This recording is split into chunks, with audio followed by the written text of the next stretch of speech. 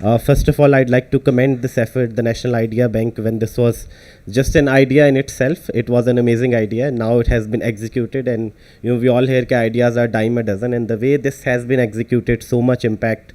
And what they're saying is, it's only a beginning. तो बड़ा अच्छा लग रहा है कि ऐसे इनोवेटिव काम हो रहे हैं शायद पिछले 2-3 साल में। हमें लगता है या सच में ऐसी चीज़ें बहुत ज़्यादा हो रही हैं। इसमें डायस्पोरा का एक बड़ा रोल है। हसन सैयद साहब हैं, उनके सारे सपोर्टर्स हैं, जो लोग मुल्क से बाहर गए आज से बहुत पहले, उन्होंने बहुत कुछ अचीव किया, फिर ये सोचा कि अब वापस जाके अपने मुल्क के लिए कुछ करना है। ये देखकर बड़ी खुशी होती है कि उन्होंने बहुत सा इम्पैक्ट क्रिएट किया। I think idea bank is just one example. हम बहुत से लोग ये फॉलो करें न्यूज़ के Pakistani startups have raised more than $370 million in the past 1 year, which is 2021. A lot of that money has been invested by Pakistani diaspora or facilitated by these people.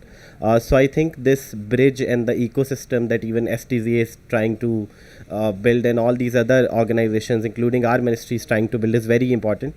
And to bring people together who are talented, who have ideas, who want to do something, with people who can support them, mentor them, take them forward, is what is needed to build an ecosystem. With this, I'd like to put a spotlight on some of the initiatives that the ministry is trying to take, the Ministry of Science and Technology. So since Senator Shibli Faraz have joined this ministry, we've come up with the National Startup Policy. It's a very ambitious policy, not to regulate how startups should be made, but to devise a framework on how we can build an ecosystem that is supportive of entrepreneurs, that is supportive of this culture. I think कि जो इतनी investment आई है, शायद इसमें इतनी facilitation हमारी तरफ से ना रही हो। हुकूमत की तरफ से बहुत सी चीज़ें होती हैं, बहुत सी शायद नहीं भी होती, लेकिन ये कि रोल हुकूमत का ये है कि ऐसी इन्वायरमेंट बनाई जाए जिसमें ये ज़्यादा से ज़्यादा हो। शायद किसी एफर्ट के अलावा भी ये लोग काम कर ही लेंगे, एंटरप्रेन्योर्स कंपनीज़ बना लेंगे, उनका काम ही चैलेंजेस को सॉल्व करना है। और हम देख रहे हैं कि कितनी अच्छी सक्सेस स्टोरीज़ पाकिस्तान से निकल रही हैं। लेकिन अगर STZA or Ministry of Science and Technology and various other organizations, Ministry of IT is involved in this, they are aware of the impact that technology can make. So our role is to collectively build an environment that flourishes this, which Silicon Valley has done, which a lot of other ecosystems have done, to not only have startups in a small number, but essentially kind of catapult this movement. और इससे होगा ये कि हमारे मुल्क में जो एक ज़राए मुबादला का बड़ा मसला है, जो हमें पता है कि फ़ॉरेन एक्सचेंज आती कम है और हम स्पेंड ज़्यादा करते हैं, तो हमने देखा कि स्टार्टअप्स $370 मिलियन ले आए, but at the same time IT exports में कोई 2 बिलियन क्रॉस हो गया। अब हमारे जैसे मुल्क के लिए तो बड़ा अच्छा नंबर है, बट जब हम अपने नेबर्स को देखते हैं जहाँ को 150 बिलियन का नंबर हो, या और भी ममालिक हैं जो कि हमारे बाद शायद IT में आए लेकिन बहुत ज़्यादा उन्होंने एक्सपोर्ट्स कर ली, तो हमें लगता है कि शायद हम पीछे रह गए। लेकिन अभी भी इतनी देर तो नहीं हुई, 2022 हैं, हर साल नई टेक्नोलॉजीज़ आ जाती हैं, नई अपॉर्चुनिटीज़ आ जाती हैं। आजकल AI, ब्लॉकचेन, बिग डाटा का दौर है। पहले शायद कॉल सेंटर्स का या सॉफ्टवेयर एक्सपोर्ट्स का दौर था, अब रिमोट वर्क में बड़ी तरक्की हो रही है। तो बहुत सी अपॉर्चुनिटीज़ इस साल में मौजूद हैं, अगले साल में आएंगी और हर वक्त आती रहेंगी, क्योंकि टेक्नोलॉजी एज एन इंडस्ट्री उसका नेचर ये है कि इट्स एवर इवॉल्विंग।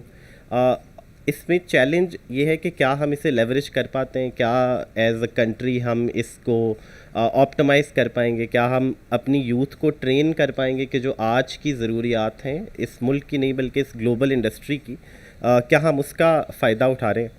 इसी पे मैं थोड़ा हाईलाइट करना चाहूँगा कि हमारे जो सॉफ्टवेयर इंजीनियर्स हैं, they've built products for some of the largest companies in the world. They've moved outside Pakistan. A lot of them are working remotely from inside Pakistan. एक बहुत बड़ी आउटसोर्सिंग इंडस्ट्री है, लेकिन वो कितना तेज़ी से इवॉल्व हो रही है, ये एक बड़ा इम्पॉर्टेंट सवाल है जो हमें इस साल ज़रूर पूछना चाहिए। क्योंकि PHP या जो भी पुरानी टेक्नोलॉजीज़ चल रही हैं, हम उसमें एक सर्टन लेवल तक ही अर्निंग कर सकते हैं। बट लेट्स से जिस तरह ब्लॉकचेन में हमने एक समिट ऑर्गेनाइज़ किया रिसेंटली, प्रेसिडेंट साहब ने मुलाकात की उस डेलीगेशन से, उसमें बहुत सी हाई पेइंग अपॉर्चुनिटीज़ मौजूद हैं। और इसी तरह AI, big data, machine learning, ये सब सारी टेक्नोलॉजीज़ इवॉल्व हो रही हैं। अगर हमारी ट्रेनिंग, हमारी लर्निंग भी जो हमारी यूनिवर्सिटीज़ में है वो भी उसके साथ साथ इवॉल्व करती रहे, हमारी यूथ को ट्रेन करती रहें, तो शायद ये जो 1-2-3 मिलियन सॉफ्टवेयर इंजीनियर्स हम प्रोड्यूस करें, यही हमारे फॉरेन एक्सचेंज का चैलेंज सॉल्व कर दें।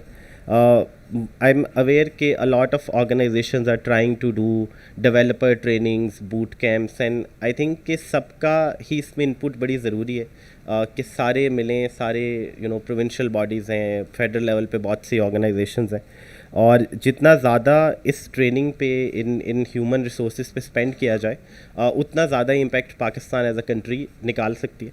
इसी में मैं ऐड करना चाहूँगा कि हमने national science technology and innovation policy को दोबारा बनाए, को लास्ट 10 साल पहले बनी थी, अपडेटेड नहीं थी। 10 साल पहले पता नहीं साइंस टेक्नोलॉजी इनोवेशन क्या होती थी।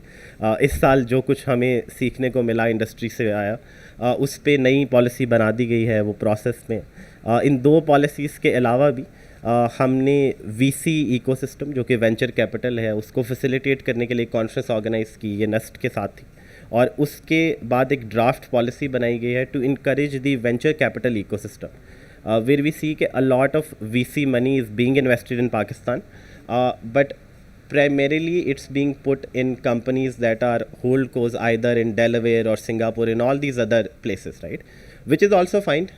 मुल्क में इम्पैक्ट आ रहा है, फाउंडर्स पैसे रेस करें, बट लॉन्ग टर्म में हमें अपनी रेगुलेटरी एनवायरनमेंट को इतना स्मूथ बनाने की ज़रूरत है कि जो बड़े बड़े वीसी फंड्स हैं, जो पैसे इन्वेस्ट करें, ये एक पाकिस्तानी प्राइवेट लिमिटेड एंटिटी में हो, ताकि जब उसका एग्ज़िट हो, उसकी सेल हो, तो वो सारा इम्पैक्ट पाकिस्तान में आए, ना कि वो किसी डेलावेयर कंपनी में या सिंगापुर कंपनी में रह जाए।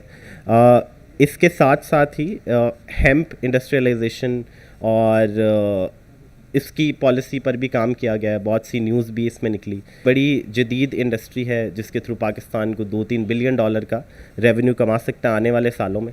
और इन 5-6 पॉलिसीज़ के अलावा मिनिस्ट्री बड़ी एक्टिवली ये कोशिश करती है कि स्टार्टअप्स को फ़रोग दी जाए, क्योंकि नेशनल स्टार्टअप पॉलिसी जिसकी लीड हमारे पास थी, हमने उस पर बहुत वर्किंग की, स्टेक होल्डर्स को ऑनबोर्ड किया।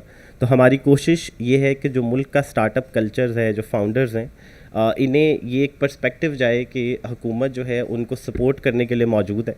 और जैसा कि बहुत से मुल्कों में होता है कि गवर्नमेंट की तरफ से हर्डल्स भी आ जाते हैं, हमारे मुल्क में आई थिंक कि जो पब्लिक लीडर्स हैं इस टाइम पे, हर एक ही टेक्नोलॉजी के इम्पैक्ट को समझता है। प्रेसिडेंट साहब, प्राइम मिनिस्टर साहब से लेकर तकरीबन सारी कैबिनेट जो है और बाकी भी जो लीडर्स हैं, हमें रियलाइजेशन है कि टेक्नोलॉजी एज एन इंडस्ट्री हमारी ग्रोथ कर सकती है। और हमारी मिनिस्ट्री ने बहुत से इनिशिएटिव्स जो लिए हैं, उसमें से एक अपकमिंग इनिशिएटिव ये है कि हमने पूरी दुनिया से इंटरनेशनल वीसीज़ को, एंटरप्रेन्योर्स को, टेक्नोलॉजी एक्सपर्ट्स को पाकिस्तान इनवाइट किया, ताकि मार्च के एंड में हम एक इवेंट ऑर्गेनाइज़ करें जिसका नाम है फ्यूचर फेस्ट। इसमें एक तो जो इंटरनेशनल लोग इस मुल्क में इंटरेस्टेड हैं, जिन्होंने ऑलरेडी भी इन्वेस्ट किया है या आगे वो इन्वेस्ट करना चाहते हैं, तो बहुत से लोग स्पेशली पाकिस्तान फ्लाई करके आ रहे हैं। बट उसके साथ साथ ही पाकिस्तान के अंदर जितने फाउंडर्स मौजूद हैं, जो हमारे टेक्नोलॉजी एक्सपर्ट्स हैं, जो ई-कॉमर्स से रिलेटेड है, जो सॉफ्टवेयर इंजीनियरिंग इंडस्ट्री में, हम उन सारों को एक जगह पर इकट्ठा करना चाह रहे हैं ताकि इस कल्चर को रिकग्नाइज़ करें, प्रमोट करें और फिगर आउट करें कि इनको फ़र्दर क्या सपोर्ट चाहिए, चाहे वो पॉलिसी साइड पे हो, चाहे एडमिनिस्ट्रेटिव साइड पे हो। जब तक हम सॉफ्टवेयर इंजीनियर्स को, डेवलपर्स को एज एन इंडस्ट्री रिकग्नाइज़ नहीं करते नेशनल फोरम पे, हम उनकी फ़रोग की भी उस तरह फैसिलिटेशन नहीं कर सकते। इसी के साथ मैं चाहूँगा कि आप सबको भी इस इवेंट में इनविटेशन दूँ। The event is called future fest 2022 and it's going to take place in Jinnah Sports Stadium in Islamabad. You can look it up on our website and everything. And with this, credits to the organizers for this amazing event, and all the ideators and entrepreneurs and founders who've come up with all these 2000 ideas. I think कि सारे जो बड़ी companies हैं, जो तब्दीली है वो एक आइडिया से शुरू होती है। तो अगर 2000 आइडियाज़ पहली दफ़ा निकल आ गए हैं, तो शायद अगली दफ़ा 2 लाख निकल आएँ, और इन आइडियाज़ से ही हम ये मुल्क बदल सकते हैं। तो स्टार्ट हमें यहाँ से ही लेना पड़ेगा। Thank you so much.